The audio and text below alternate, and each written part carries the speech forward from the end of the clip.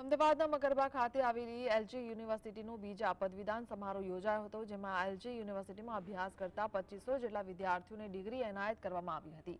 LG યુનિવર્સિટીમાં management, engineering, physiotherapy, commerce, science, computer science, architecture, designer જેવા અલગ અલગ કોર્સ ભણાવવામાં આવે છે. ત્યારે આ યુનિવર્સિટીના બીજા પદવીદાન સમારોહમાં 41 જેટલા વિદ્યાર્થીઓએ ગોલ્ડ મેડલથી સન્માનિત કરવામાં આવ્યા હતા.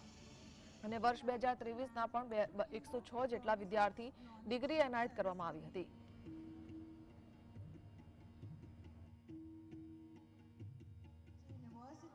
यूनिवर्सिटी नेशनल डेवलपमेंट में यूनिवर्सिटी का बहुत बड़ा रोल है।